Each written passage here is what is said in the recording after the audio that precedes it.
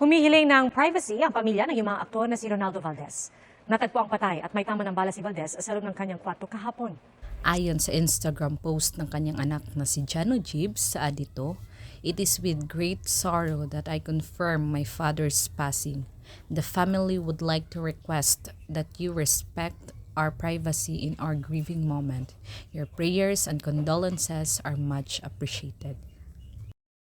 Sa pulisya, natagpuan si Valdez sa loob ng kanyang kwarto pasado alas 3 ng hapon kahapon at may tama ng bala. Hanggang sa ngayon ay hindi pa rin malinaw kung ano talaga ang tunay na nangyari. Pinatay ba siya o nagpakamatay?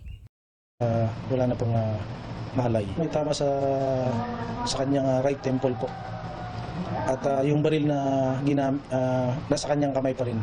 Itinakbo ang aktor sa ospital pero idineklara itong dead on arrival. Ang QCPD nagsabing nagsasagawa sila ng masusing investigasyon sa pagkamatay ni Valdez o James Ronald Dulaca Gibbs sa tunay na buhay.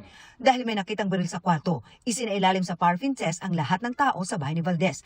Bahagi ito ng standard operating procedure para sa mga insidenteng posibleng ginamitan ng krimen. At hindi nito ibig sabihin na may kinalaman sila sa nangyari.